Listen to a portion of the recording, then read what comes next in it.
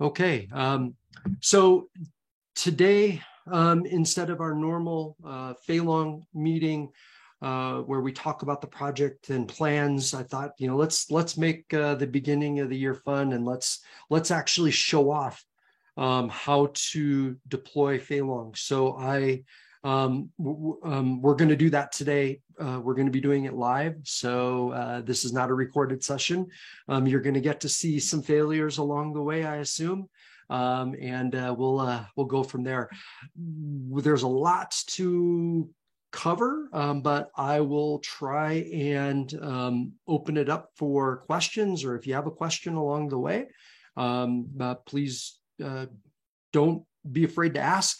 And if it's something that needs more time to explain, then we can maybe we can have you join the February meeting or a future Feilong meeting to dive into more details. Before I get into the demonstration and the installation, we as a project have been asked about mentorship, and it's something that we want to help out with, mentoring university students that are interested in the Open Mainframe project. Welcome, Jay Chen. Welcome, Yuli. So I as I be thinking about mentoring projects, and if you have an idea, I'm willing to, listen to it and submit it. We have to get something submitted here very quickly today, by the end of this week. So if you could start using the lists, the Feilong lists, and letting us know what ideas that you have. One of the ideas that I have that you're going to see here pretty quickly is the documentation for Feilong. Could we make it better? Could we make it, could we update it and things like that? So without further ado, I'm going to go ahead and get started. Can everybody see my screen share?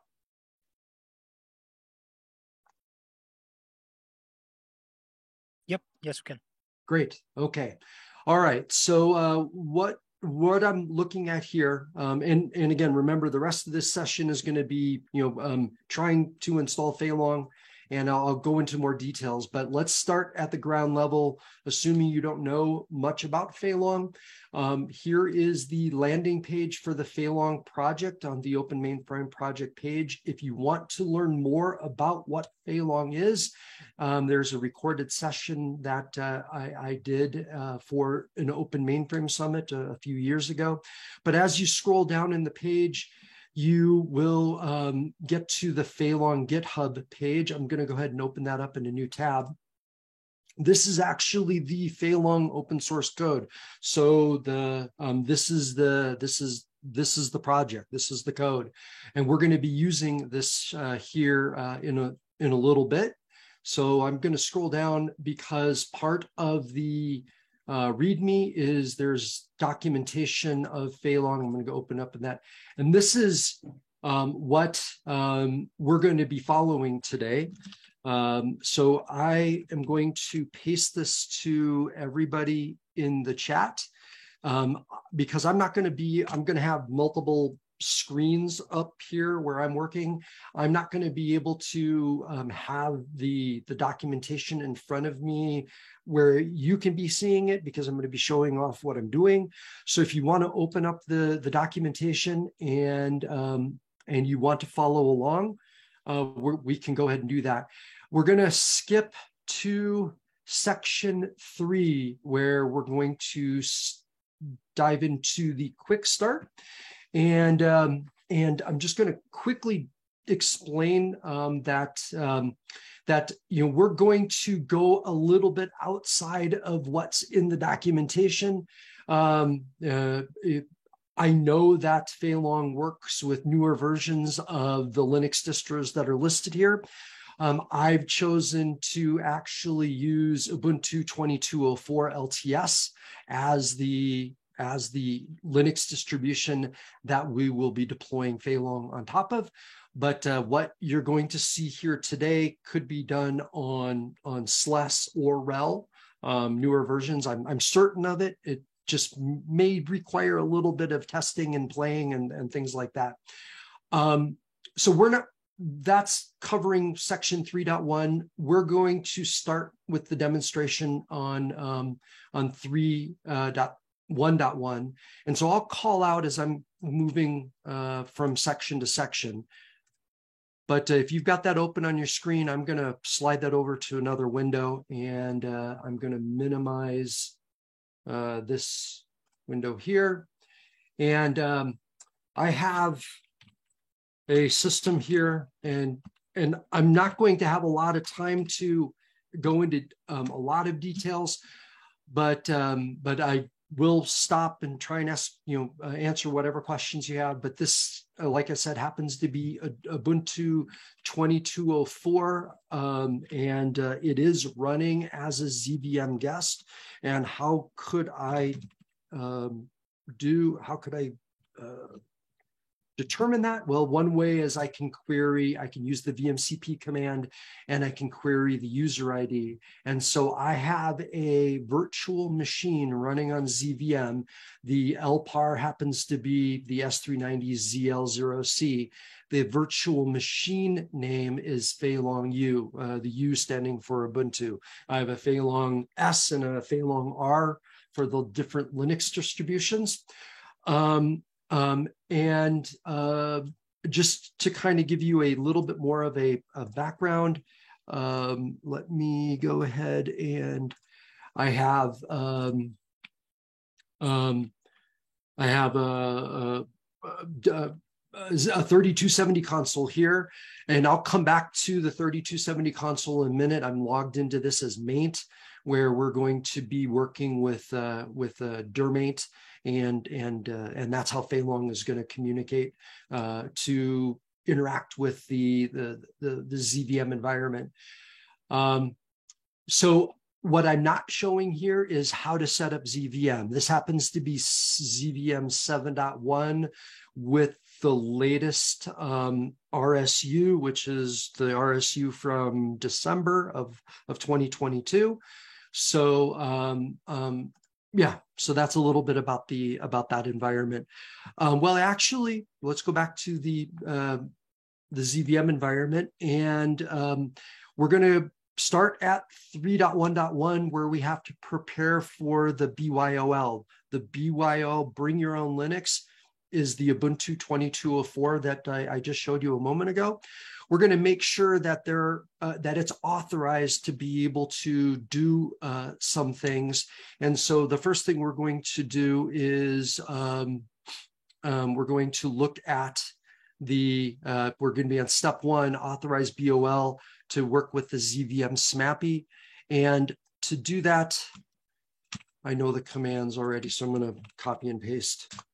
This is in documentation, so it's something that, again, I think this could probably be added to the documentation, maybe as a project. But we're going to use an editor to look at this file called VSM Work1 auth list, and you can see that I have already added Feilong U to the list of authorized virtual machines that can be able to send commands to the API interface called SMAPI, which is part of ZVM. The next thing we're going to do is we are going to, I'm on step 2, we're going to update the BYOL definition for being able to work with the guests that it spawns. And I've already done that as well, but let me go ahead and show that to you.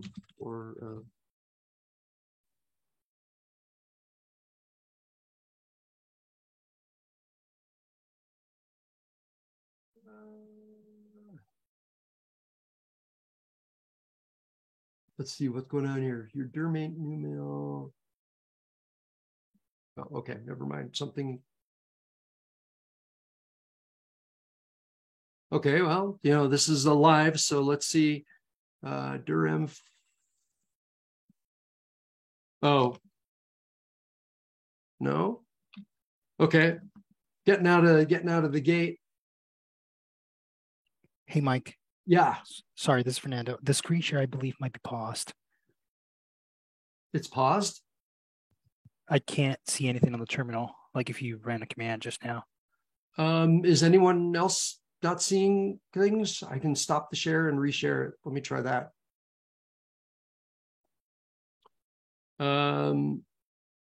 Share screen, desktop 2. Okay.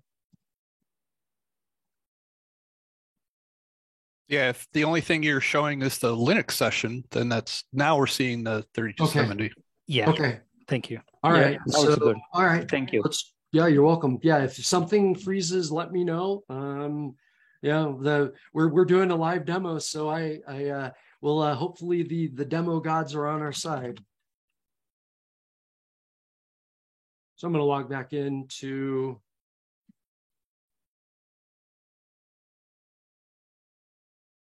ZVM, and let's look at Durham for Feilong U. Get no lock. There we go. Peak. So, and again, this is not a session about ZVM, although Feilong works closely with ZVM. I'm not going to be able to go into a lot of details, but what we're looking at here is that the Feilong virtual machine, called a user in ZVM terms, is set up with the option link no pass. And then that's in step 2. And then in step 3, the IUCV any. All this other stuff, I'm not going to have time to explain what that means. But if you are interested, join other Feilong meetings and we can talk about it.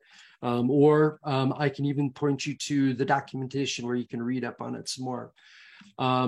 So I'm on to step 4, enabling the reader device, and actually step 5, enabling the punch device. I've already done that as well. Kind of, I wanted to take care of a couple of things. No, I have not done that. Sorry, I have not done that. I thought I did, but let's go ahead and let's enable those. So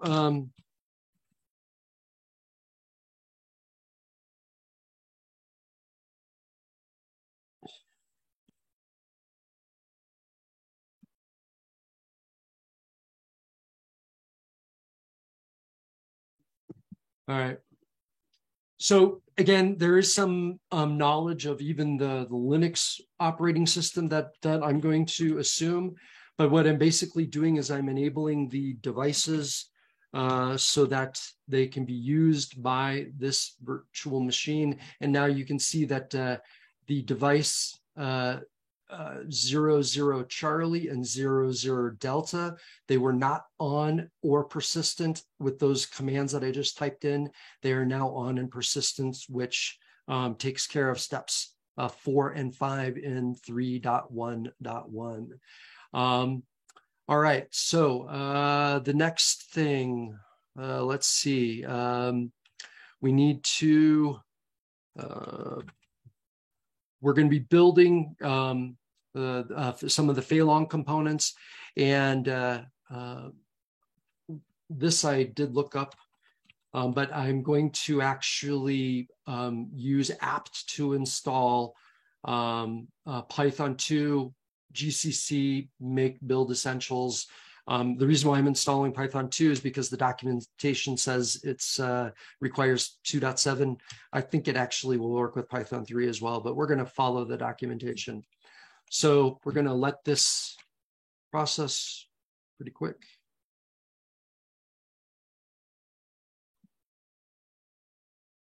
Everybody still seeing the screen okay?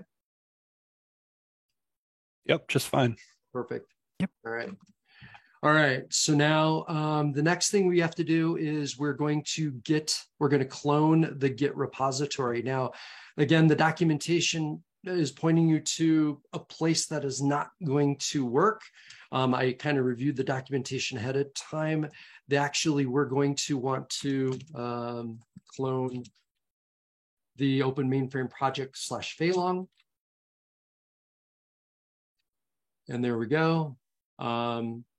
All right, so now I have a directory called Feilong in root's home directory. Now, there's one other cool tool as we start working on building things and building packages, where regardless of whether it's Feilong or any other package you're building. This is something that I've learned through just trial and error, but there's a tool that I use called Tmux. And I am going to create a new session. Let's see if I can remember the command. And Tmux is I guess I already have Tmux already, and I must have done it. Okay.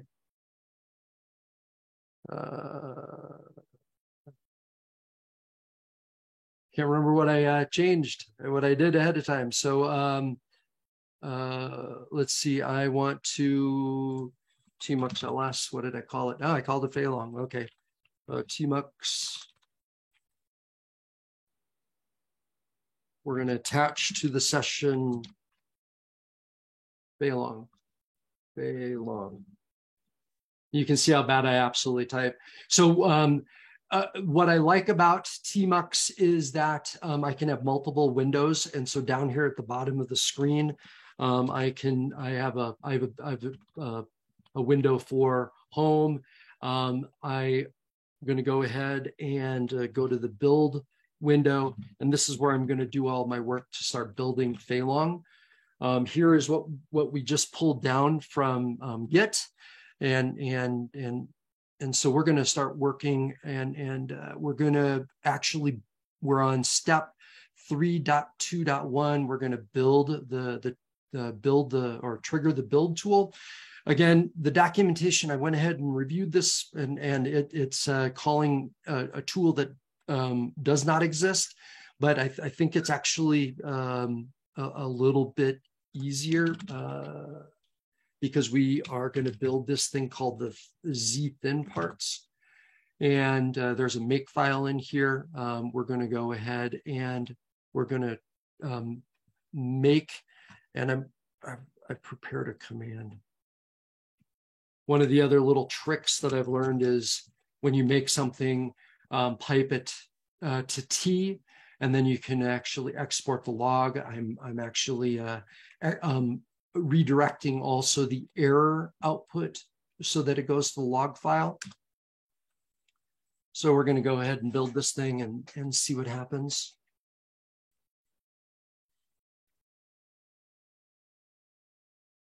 All right.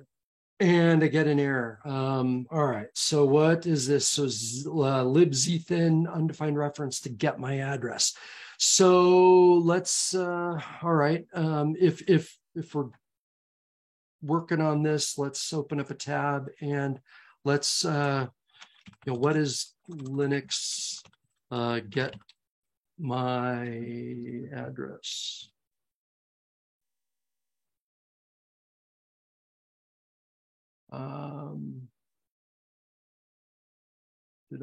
Here, okay. And Linux get my address uses, here's the Linux man page for this function, and it needs this header to be included. All right, let's do a, I'm going to do one other Google search.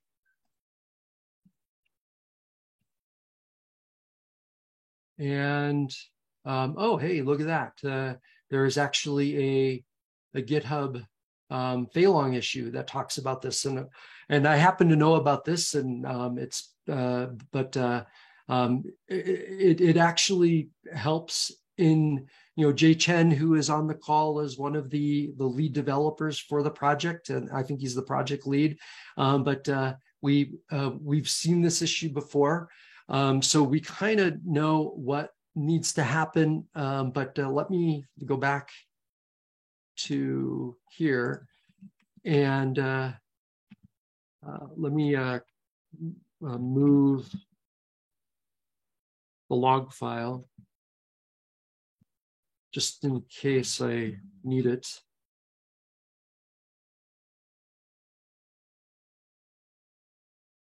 And I'm going to clean up my make environment.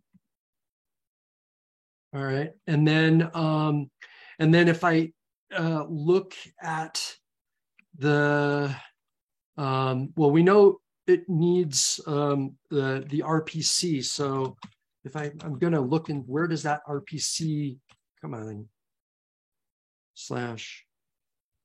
/find/rep rpc.h.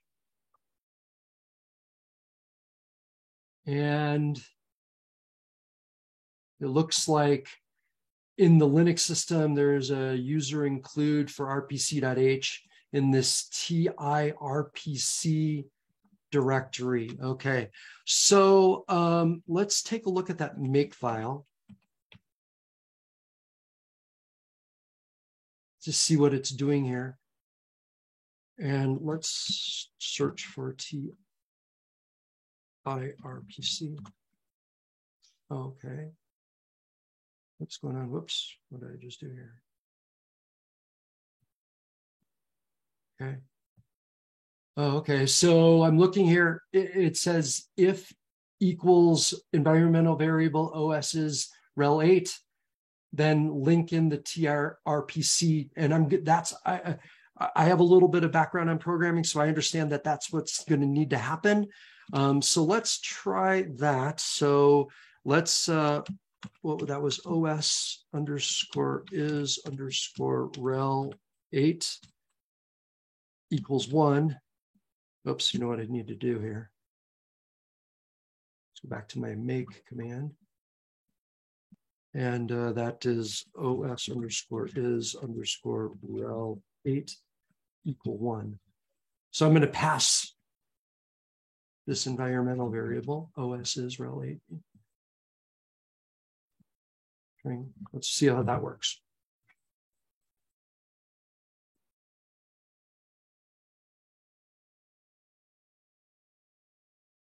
It looks like it worked.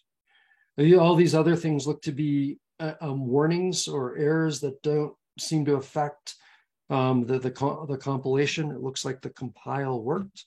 And oh yeah, it looks like a lot of extra stuff is now in the directory that was that has been built. So let's follow on. Well, after you build something, you have to make install, and it went ahead and installed everything. That's just basic package building and things like that from a project. So at this point, we are on step 3. We have no RPM in to install because we did the make install. On step 4, verify that the zthin can work. So I'm going to copy and paste that command. And let's see. Okay, it's having a problem accessing a shared library called zthin, libzthin. That, let's see here, find/rep libzthin.so. Okay, so it does exist. It's an so the make install must have put it there. I didn't look at it closely enough. So there's a couple of different ways that I can do this, but I'm gonna just echo slash opt. There, let's do it this way.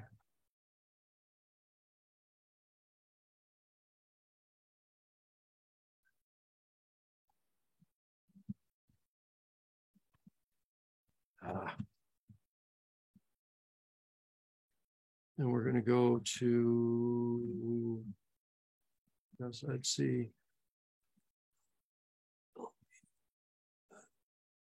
Let's see.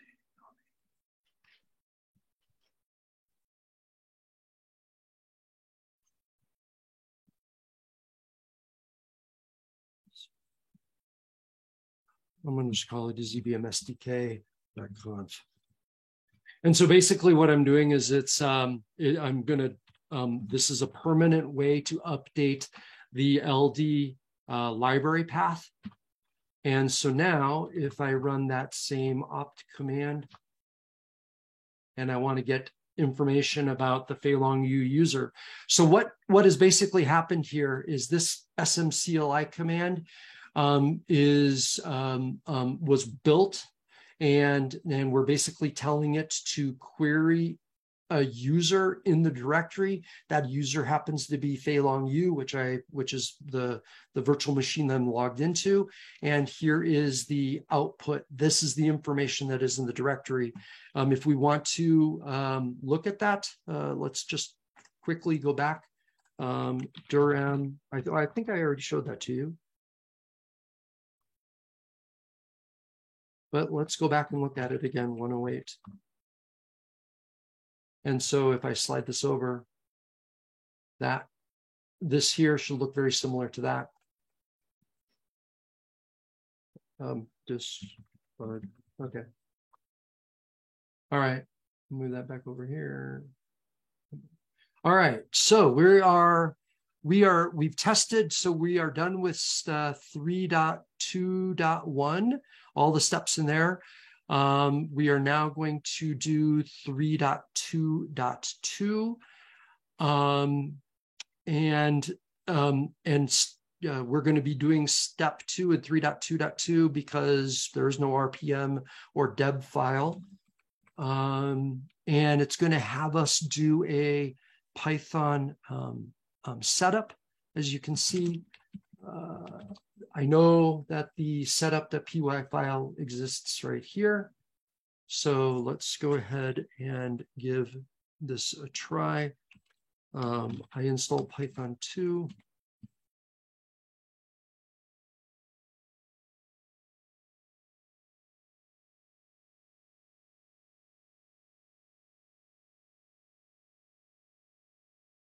Well, I need to install apt install Python setup tools. What is it? Setup tools, maybe.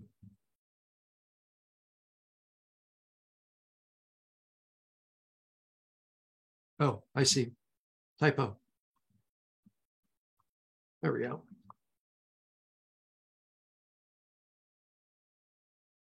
Good screen. So now let's rerun that Python 2 command. All right. So my earlier comment that I thought it worked with Python 3 was correct. And because of this message down here, let's go ahead and let's try it with Python 3 this time. And it worked perfectly fine. Okay. All right. So now I just completed 3.2.2.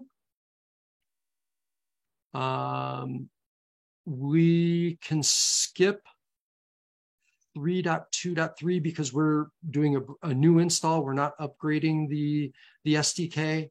I'll have to come back and try that another time. 3.2.4, which is the SSH key authentication between the consumer and the BYOL server. We're not doing secure communication at this point. That's another level of complexity I don't want to deal with during today's call.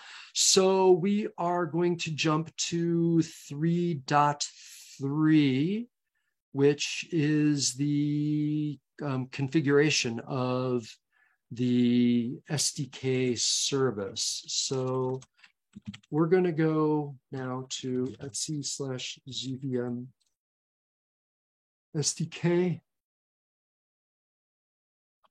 because I know where I put it. It actually talks about this sample file. We're going to make a copy of the sample file.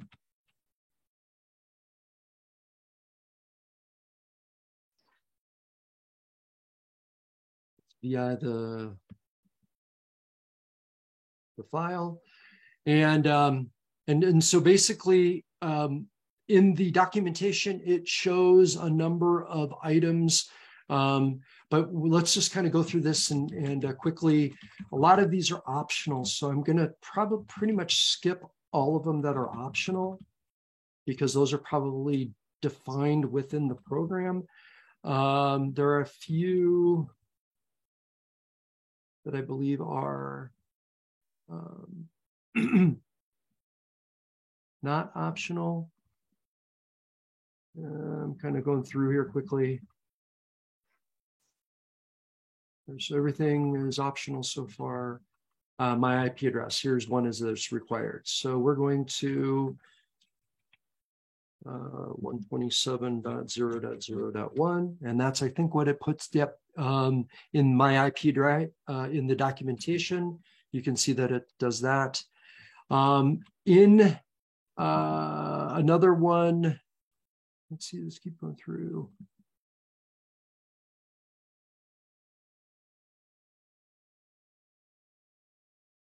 Support for FCP, so that's fiber channel-based storage. My ZVM environment is using ECKD DASD. So let's see, I think there's a place that I have to specify the pool. I'll explain that here in just a minute if I can find it. Oh, I didn't go past it yet.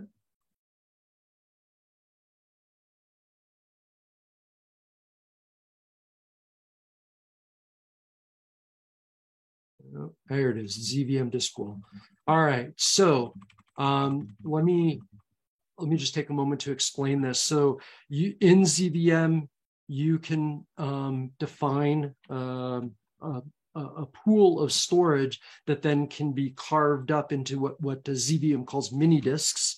Durham, you can use the DASD command query group star.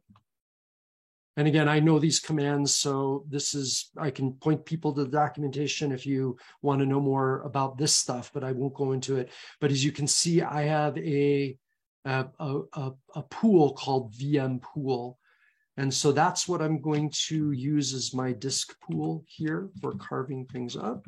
So in the documentation, it says you ECKD : VM pool. Save what I've done there. And then I think, is there anything else that, there might be one additional one that I, in the documentation, there is a profile name, a user _ profile.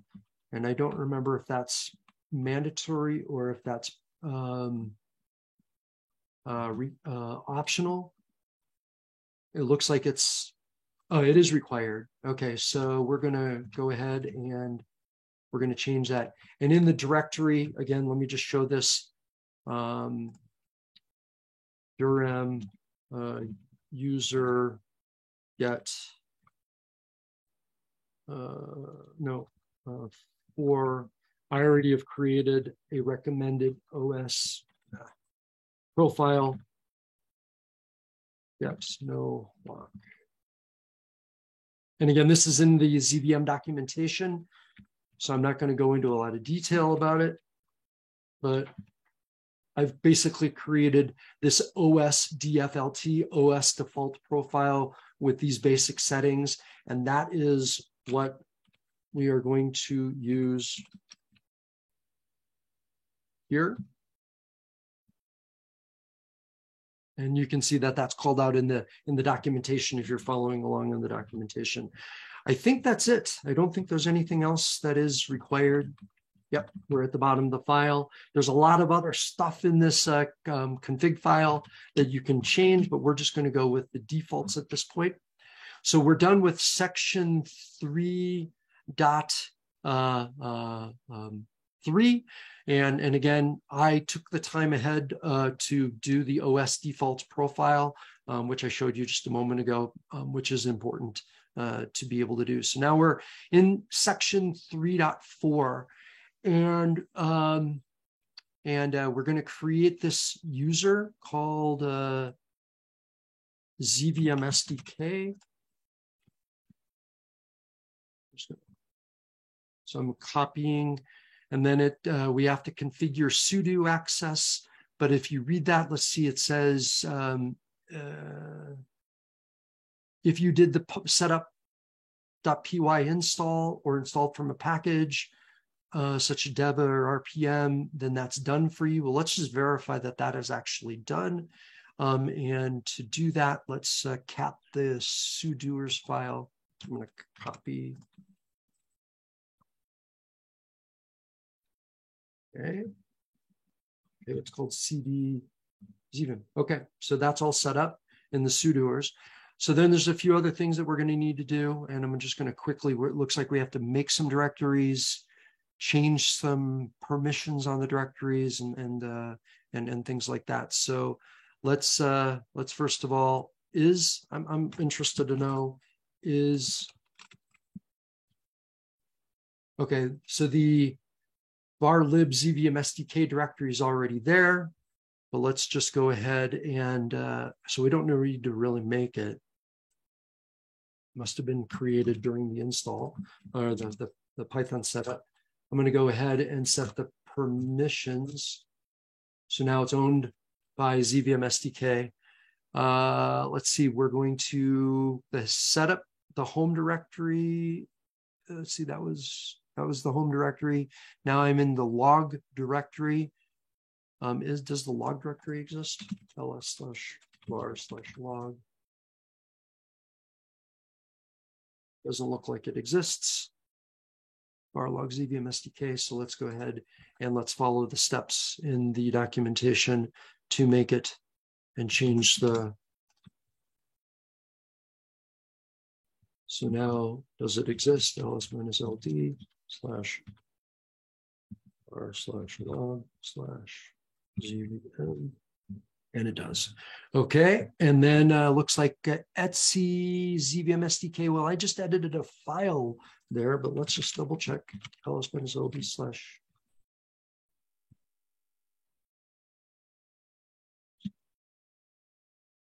and it's there, but it needs to change the permissions on it and things like that. So I'm going to do that. All right, and what's inside of this? And this should look familiar to you because that's where we just edited the ZVM SDK configuration file. So at this point, we are done with section 3.4. Now we're going to go to 3.5, and this is the SDK service, the SDK daemon. And so let's just systemctl status SDK server. Does it exist? Yes, it does.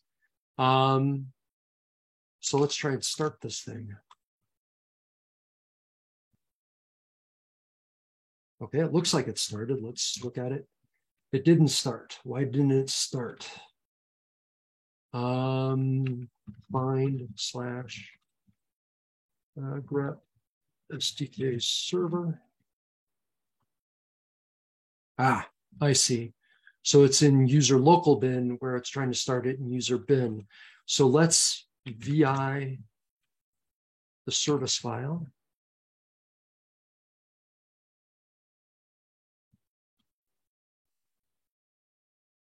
User local bin. Insert /local. All right. Let's try and restart that SDK server. Okay, I have to do a daemon reload. Oops, reload. Now let's try and restart the SDK server.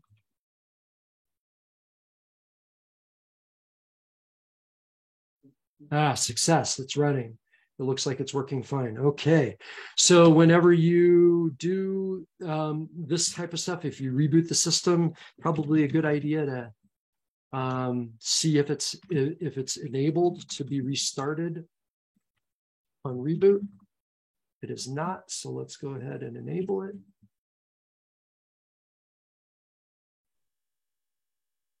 All right, so now it should be, is it enabled? Yes, okay, so if I happen to reboot this virtual machine, the SDK server will now start.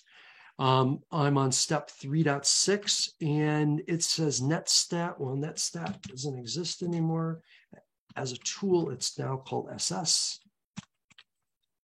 Rep : and I like putting a colon in front of the port number. And yep, the SDK server is listening. All right, so we've done the basic setup. There's now an SDK server that's listening for requests, which talks to the SMCLI stuff that was then able to communicate with the directory. So that's the underlying infrastructure. Now we're going to go ahead and get a web server set up and allow for RESTful API calls. To do that, let's say, so you have to click on the next, I think, if you're following along on the documentation. This is where we're going to set up. So we're in section 4, and we're going to set up a web server for running the RESTful APIs. I think, let's see here. We are going to, this talks about Apache and UWSGI. I know that Nginx is also an option, and actually let's use Nginx. I prefer to use Nginx anymore versus Apache, although Apache in previous builds that I've tried has worked. I want to try Nginx. So let's see here. So I'm in step 4.1, and it's talking about the packages that need to be installed. So I know that I do not have that stuff installed. I happen to know that Nginx, and then there's this plugin that it talks about, and I did look this up ahead of time. I'm going to copy it because it's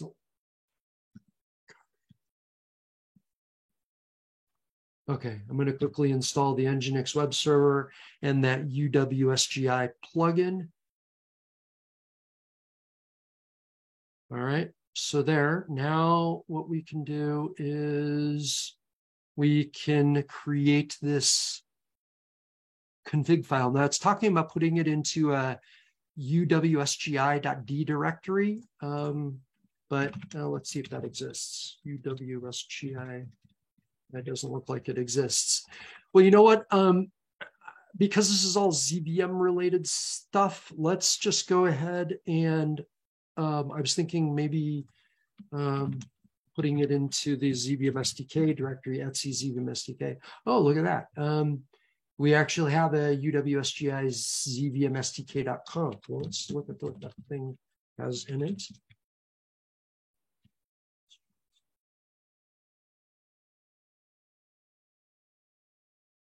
And that looks good. Okay, that pretty much matches exactly what's in the documentation, so I'm not going to make any changes to it. We're going into step 4.2.2. We have to create this service file. I don't know why the Python setup script doesn't do that, but okay. Well, let's just make sure it didn't. I don't think, if I remember correctly, it didn't. Well, it says it has to create it. I'm not even going to look for it. Let's go ahead and create that. And we're going to put it right where the Python setup script created that other service. And we're just going to copy the contents of what's in here.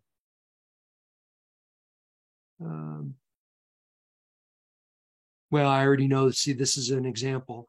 So let me, I did actually prep this ahead of time. So now it's going to start after the Nginx service. It's going to use UWSGI, the executable. It's going to point to the comp file that's in the ZVM SDK directory for starting, reloading, and stopping. All right, so let's, because I'm playing with systemctl files, I'm pretty sure I'm gonna have to do a daemon reload. And now let's see if we can start this thing. System CTL status, ZVM SDK. Okay, it's not running, so that's good. Let's try and start it. Is it? Okay, we got an error. What's unable to load this Python plug-in?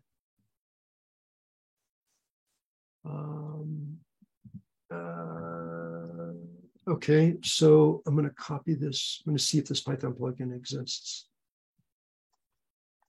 I'm going to go to another window.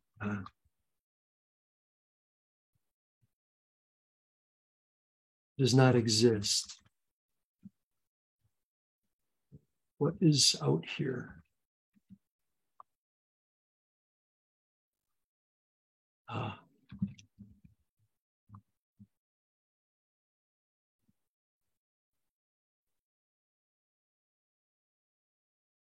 Okay. All right, I'm going to cheat. This is probably not the best way to do it, but instead of spending a lot of time trying to figure out what package gives me this file right here, I am going to create a symbolic link to that. So let's see. See if I can remember. So it's Etsy alternatives.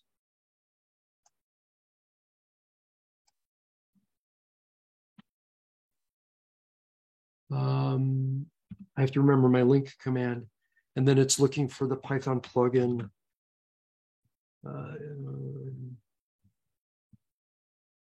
Oops. It's looking for this one here.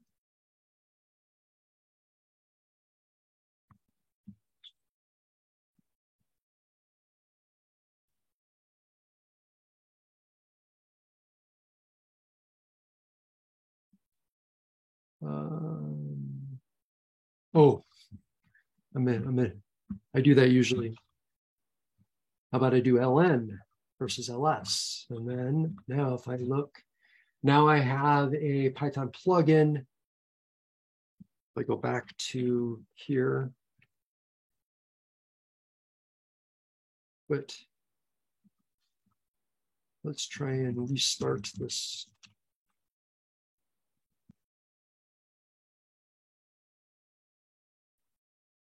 Cool, it's working now. All right, so I kind of cheated on that a little bit, but yeah, now that I know that it's running, remember to enable it so that if you reboot the system, is it enabled now? I like to always double check. It is, okay. So now we are down into, is it listening on port 35,000? So again, this is the SS command, NLP rep colon 35,000. Yep, okay. So now we've got that. Now we just have to, so we've got the UWSGI working with that. Now we just need to have Nginx be able to do its thing. I know a little bit about Nginx. It puts everything into the Nginx directory. And then sites enabled, I think, is where we want to go here. Yeah, so this is the sites enabled, the default sites enabled. I think I should have just changed it into that directory. The default sites enabled just gives me a welcome to, let's see what happens here, curl http://localhost. Yeah, it just gives me the welcome to Nginx. I want to, I'm going to make a copy. I'm going to move this to my home directory just so I don't lose it, just in case I do something stupid. And then I'm going to create a ZVM SDK. And I do know this is, I've already, based on the documentation and things like that, I've kind of prepared this ahead of time. Oops, didn't paste properly. Set paste. All right, so this is So I'm in section, well, I'm kind of going off of the documentation here. So where section 2.4.3 is configuring Apache, I'm configuring this now. And I had to do a little bit of lookups on how to set this up in UWSGI. But I think I'm going to have a problem here. Cat /etc/ZVM-STK UWSGI. So the socket is TMP. Let's VI that file again. Is that correct? Yeah, that looks correct. Okay, I thought that was different. I must have. Okay, so that looks good. So let's tell Nginx to restart. System CTL restart Nginx. Make sure that it's started properly. Status looks good. So we're in section. So I've done with Nginx, I've covered 4.2.3 and 4.2.4. Well, let's just see what happens. Let's do that curl command. Curl http://localhost internal server error.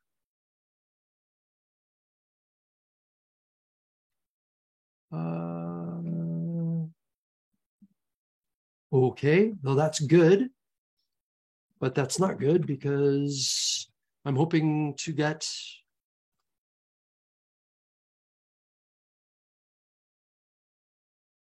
system CTL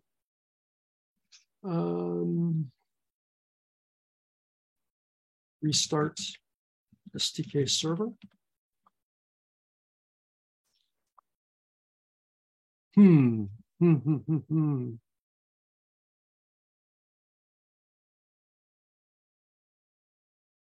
Wait a minute. Where's the socket?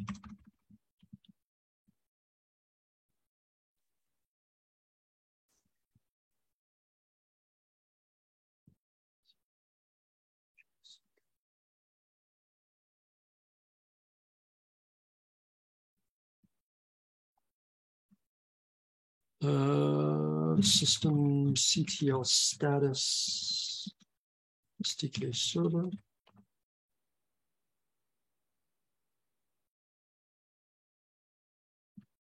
Okay, we saw that worked. Status.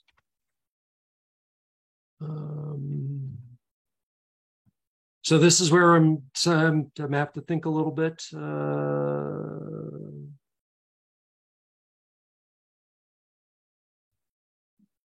ZVM WSGI.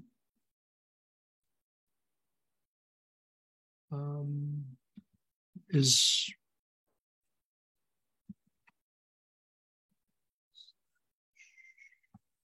what's the command again?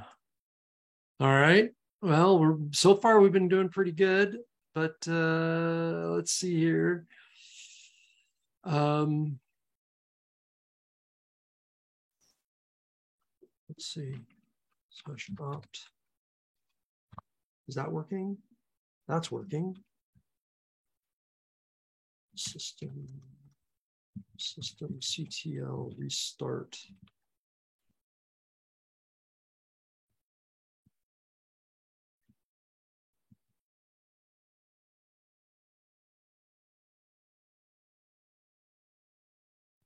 Okay. Well, see if I can't figure this out here really quick. Running out of time.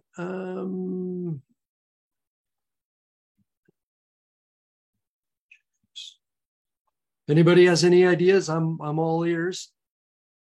Let's see.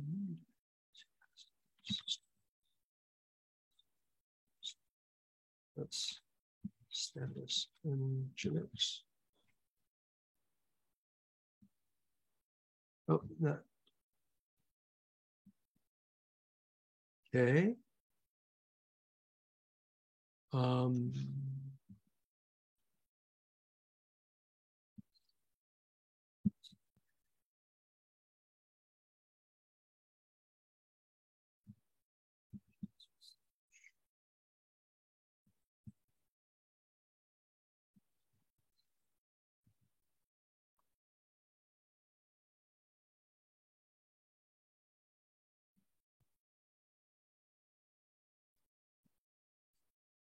localhost 35,000. We were listening on 35,000.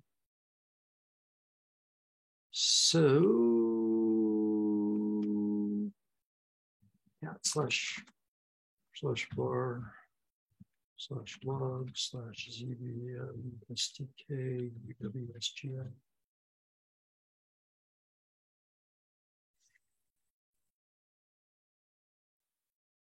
Failed to open Python file user bin zvm stk.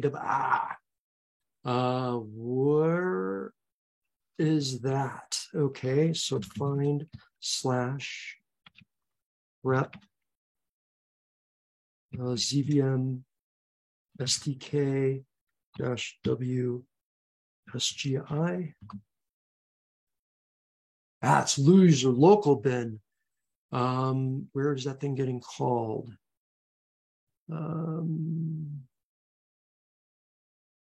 That's probably vi slash etc slash zvm stk uw. Yep, there it is. Insert slash local bin. Let's try and restart that thing. System ctl restart zvm stk wsgi service. Let's go for broke. Curl http://localhost. All right, we got it. So we verified. So step 4.3 is now working. So this is basically what should be expected. And we're running Feilong version 1.6.5. So if you watched any of my other videos, you have seen me do this. I've got just a couple of minutes, but let's see if we can't do this here really quickly to show you that it's actually working.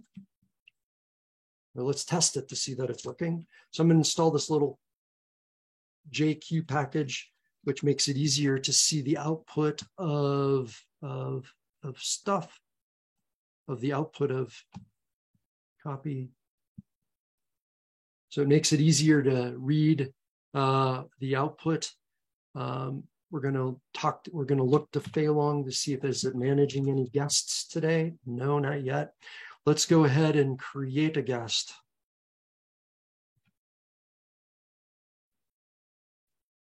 All right. So paste just in case.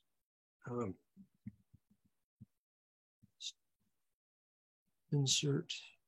So this is stuff I had prepared already from previous sessions. So I'm going to create a guest, a VM called ID001, 1 vCPU, 1 gig of memory. I'm going to pull I'm going to create a 1 gig disk out of that VM pool. Let's go ahead and save that. If you watch the video that's on the Feilong landing page on the Open Mainframe project, you see me doing something very similar to this. What? I have a user validation error, user profile. Yeah.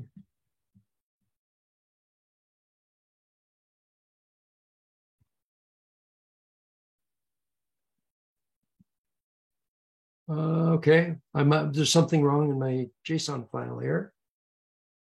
It is not valid under given schemas. I'm running out of time. I'm probably not going to have much time to troubleshoot this one. I was hoping I would get to it. Let's just give it another try. Nope, validation error, invalid input. Maybe when I copied and pasted. All right. Well, I don't know if people are still on. Because I am not able to see. Yeah, I think people have to drop off for calls, and I know. So I don't know who else is on. Let me kind of look to see if we still have 6 participants. If you want me to keep going, I'm happy to finish this up, but I did get to the point where we know Feilong is accepting RESTful API requests and sending those properly to ZVM to interact with the directory. It's just the creation of this user. I probably have some typo or my copy paste. Thanks, Stephanie, for joining. And for those of you that are still on, do you want me to keep going or you got to drop? Looks like other people have to drop. Okay, well, Kamal, Alexander, thank you. Have yourself a good day. Thank you. That was a great presentation. Thank you. Yeah. Bye-bye. Okay, bye.